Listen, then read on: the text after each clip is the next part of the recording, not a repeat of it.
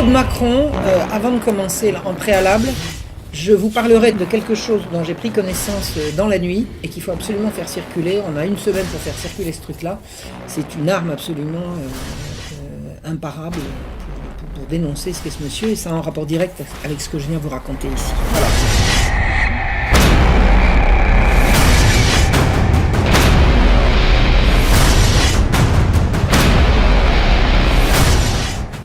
Madame, monsieur, je veux être le président de la République qui donnera à toutes les citoyennes et tous les citoyens... Bon, alors je vous explique, en français, quand on dit citoyen, on implique également citoyenne. Ce parti pris de mettre toujours le féminin et le masculin m'énerve. Et tous les citoyens, les mêmes possibilités de déployer leur liberté et de vivre la vie qu'ils souhaitent. Pour les personnes LGBTI, maintenant c'est pas LGBT, c'est LGBTI, c'est quoi I? Intersexuel, c'est ça. Cette liberté est encore loin d'être acquise. Ah bon? En France, les LGBT sont loin d'avoir la liberté, d'accord. En 2017, on peut encore subir des discriminations, des agressions et des violences parfois au quotidien en raison de ce que l'on est, de son orientation sexuelle ou de son identité de genre. Voilà ce que dit M. Macron. Alors je voudrais une statistique des agressions pour discrimination concernant son genre et son identité. J'aimerais bien que M. Macron nous dise de quoi il parle exactement. En 2017, beaucoup de personnes LGBTI connaissent encore des situations de profonde souffrance. Ah oui, alors il faudrait interdire la souffrance. Moi, si j'étais président de la République, j'interdirais la souffrance. Bah oui, écoutez. Pensez printemps. Parce qu'elles ne se sentent pas acceptées. Des personnes souffrent parce qu'elles ne se sentent pas acceptées. Si moi ne me sens pas acceptée, je vais faire quoi? Je vais aller faire une loi où je vais me regarder en face et je me dire peut-être que, tu essayes trop d'être accepté, moque-toi du regard des autres, ou alors accepte-toi toi-même, ça ira peut-être mieux. Hein? Non mais attendez, allez raconter qu'il faut changer la loi pour que les personnes se sentent acceptées, c'est complètement délirant. Alors... les taux de suicide est de 3 à 4 fois plus élevé que la moyenne et un tiers des jeunes LGBT a déjà fait une tentative de suicide. Il n'y a pas de statistiques à cet égard. J'ai étudié ça dans mon livre sur les droits sexuels. Cette information n'en est pas une. C'est faux. C'est faux. Il n'y a pas eu d'études qui racontent que le taux de suicide est 3 à 4 fois plus élevé et un tiers des jeunes LGBTI a déjà fait une tentative de suicide. C'est faux. Près de 4 ans après le déchaînement de réactions anti-LGBTI ayant entouré le vote de la loi ouvrant le mariage et l'adoption au couple, attendez, il y a eu un déchaînement de réactions anti-LGBTI autour de la loi sur le mariage pour tous. Mais qu'est-ce qu'il raconte? Les blessures sont loin d'être pensées parce que ce sont les LGBT qui ont été blessés pendant la loi sur le mariage pour tous. Non mais vous avez entendu, je répète là, attendez. 4 ans après le déchaînement de réactions anti-LGBT ayant entouré le vote de la loi ouvrant le mariage et l'adoption au couple de personnes de même sexe, les blessures sont loin d'être pensées. Il y a eu des blessures. L'égalité des droits conquise à force de lutte après des décennies de mépris et de rejet. En France, on méprise et on rejette les homosexuels. On peut savoir où et quand. Est une victoire apportée au crédit de la société civile et d'une partie de la classe politique, mais cette égalité n'est pas encore totalement complète. Ah bon? Il en manque encore. En outre, si nous pensions qu'elle serait suffisante pour renvoyer les anti-LGBT à un lointain souvenir, nous nous sommes collectivement trompés. Parce que je veux que les personnes LGBTI puissent mener leur vie comme elles l'entendent et parce que le respect de tous et de toutes est essentiel à notre cohésion sociale, je suis absolument déterminé à lutter contre toutes les discriminations et à faire avancer l'égalité des droits. Excusez-moi, mais l'égalité des droits, c'est l'égalité des citoyens, c'est pas l'égalité des sexes, d'accord? Ou des orientations sexuelles. Je mènerai une lutte intraitable contre la haine envers les LGBTI. Comment pouvez-vous lutter contre la haine? Excusez-moi, mais qui éprouve de la haine? Comment se mesure la haine et comment lutte-t-on contre la haine? Il veut être intraitable contre la haine contre les LGBT, c'est-à-dire que vous n'allez plus rien pouvoir dire. Je veux que les personnes LGBTI se sentent en sécurité partout en France. J'exige que vous vous sentiez en sécurité. J'exige qu'ils se sentent, que vous fassiez en sorte qu'ils se sentent en sécurité, d'accord? Dans nos villes, dans nos campagnes, dans nos quartiers et plus que jamais, qu'elles n'aient à baisser la tête et à craindre pour leur vie. Parce que les homosexuels baissent la tête et craignent pour leur vie en France. Où est-ce qu'il vit, lui? C'est plutôt l'inverse. Ce combat contre la haine envers les LGBTI aura pour fer de lance l'éducation. Qu'est-ce que je vous disais? L'école a aussi pour mission d'éduquer nos enfants au respect mutuel et à l'égalité. Je demanderai à la communauté éducative d'être particulièrement vigilante et à l'écoute, car les souffrances causées par la haine contre les LGBTI sont d'autant plus profondes qu'elles sont éprouvées dans le jeune âge. Et là, je vous ramène au rapport de Techenet du SNUIPP, qui veut lutter contre l'homophobie à partir de l'école primaire. C'est ça que ça veut dire. Il veut continuer le programme de matraquage contre la prétendue homophobie dès l'école. Je souhaite que les agents de la fonction publique, notamment au sein de la police et de la gendarmerie, soient mieux formés à ces questions. On va les faire de l'art. Ils vont se faire recevoir chez les flics. Lorsqu'une personne LGBTI dépose plainte contre des faits de violence ou de discrimination, il est très important qu'elle se sente écoutée et comprise par l'agent qui lui fait face et qu'il puisse être, si nécessaire, orienté vers les structures adéquates. Et ceux qui ne sont pas LGBTI, il faut qu'on a le droit de se foutre de leur gueule.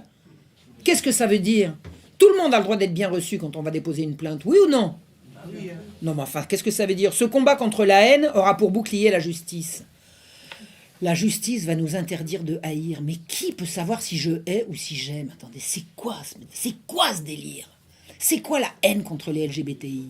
C'est la haine que ces gens-là vouent à des gens comme nous, c'est tout.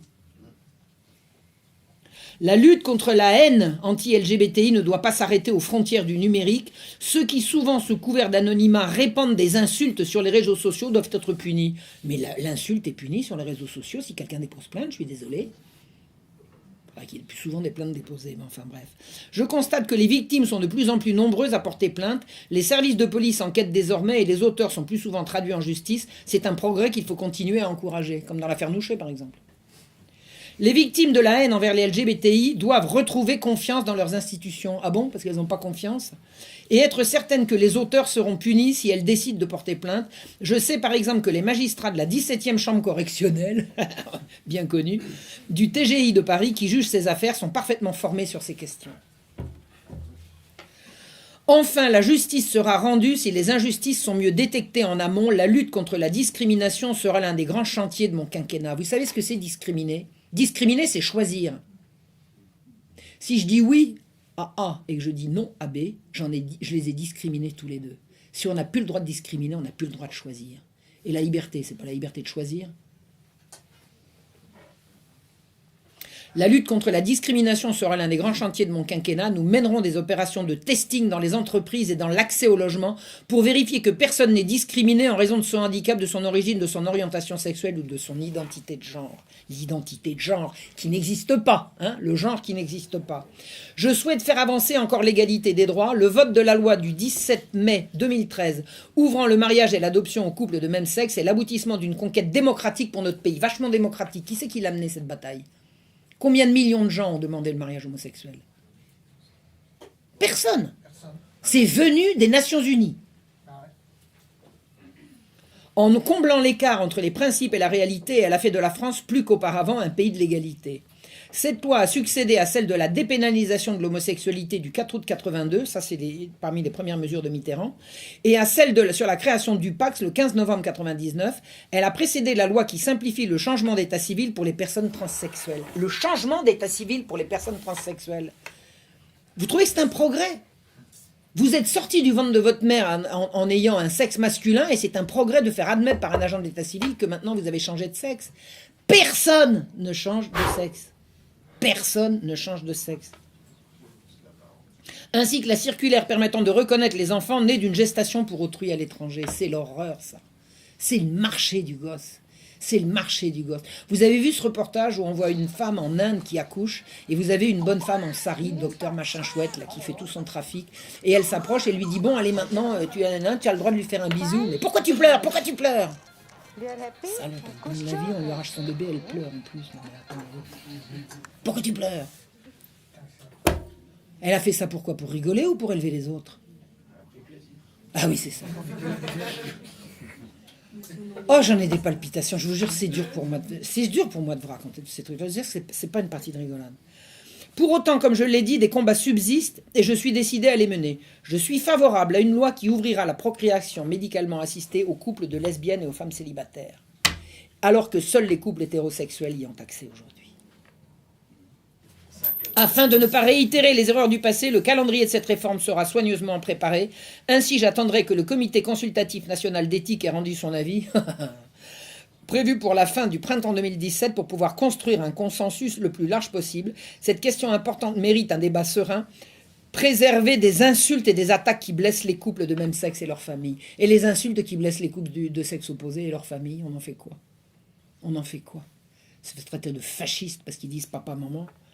Je suis favorable à autoriser la GPA en France et je m'engage à ce que les enfants issus de la GPA nés à l'étranger voient leur filiation reconnue par l'état civil français. C'est criminel. C'est criminel. C'est couper l'enfant de tout son passé, de tout ça. C'est criminel. C'est dégueulasse. Comme tous les enfants, nous avons le devoir de les protéger. La circulaire du 25 janvier 2013 permettant de reconnaître les enfants nés d'une gestation pour autrui à l'étranger n'est pas uniformément appliquée sur le territoire français ni dans tous les consulats. Je souhaite donc la compléter selon la jurisprudence de la Cour européenne des droits de l'homme. Dans le même temps, je lancerai une initiative internationale afin de s'attaquer au problème de la GPA, très peu payée et subie, et lutter contre le trafic d'enfants et de femmes. Bon, il faudrait savoir. Ça sera l'un ou ça sera l'autre. Vous l'avez compris, ma priorité sera la lutte implacable contre les anti-LGBT dans toutes leurs dimensions. Car la France et l'Europe doivent s'engager pleinement dans la lutte pour l'égalité. Mais pourquoi doit-on lutter pour l'égalité? À quel titre doit-on lutter pour l'égalité? Qui a dit que l'égalité c'était bien? Mais qu'est-ce que c'est que l'égalité sinon l'uniformisation? Pourquoi c'est bien l'égalité? C'est délirant l'égalité. Pourquoi j'ai pas envie d'être votre égal, moi? Vous êtes mon égal, vous? Mais moi, je ne suis pas votre égal. Personne n'est égal à personne. Si, on est égaux en dignité. On est égaux devant Dieu. On est égaux devant Dieu. Qu'on croit ou qu'on ne croit pas en Dieu, on est en mesure de comprendre ce que signifie être égaux devant Dieu. C'est-à-dire que face à un principe supérieur, on a tous le même, on a tous droit au même respect. Mais l'égalité des hommes, ça n'a pas de sens. L'égalité des hommes et des femmes, ça n'a pas de sens. Pourquoi faire? Pourquoi faire être égaux? Pour être tous pareils? Puis après, on prône la diversité. Vous avez remarqué? D'un côté, on prône la diversité, puis après, on prône tout le monde pareil. La France et l'Europe doivent s'engager pleinement dans la lutte pour l'égalité. C'est un combat qui reste encore trop souvent nécessaire, comme nous l'a malheureusement rappelé récemment l'actualité internationale. Je serai le président qui se battra contre l'intransigeance et les discriminations, qui sont encore une réalité pour un grand nombre d'entre vous. Mais je serai aussi le président qui cherchera à convaincre par l'éducation et le débat, à construire la plus grande majorité et le plus large consensus possible dans la société pour légiférer vers davantage d'égalité. Mais c'est dingue ça. Il veut absolument l'égalité. Vous avez déjà réclamé l'égalité. Moi, j'ai fait des dizaines de manifs dans ma vie. J'en ai jamais fait une pour l'égalité de quoi que ce soit. Car sur ces sujets qui touchent à des projets de vie, à l'amour, à l'intime, je veux que notre pays ne soit pas coupé en deux. Ben, c'est pourtant ça qu'il fait. Il est bien dit qu'il va promouvoir la GPA et la lutte contre l'homophobie. Enfin, tous ces trucs. C'est immonde. C'est immonde. Les hommes sont égaux devant la loi. Il n'y a pas besoin qu'il y en a qui soient plus égaux que d'autres.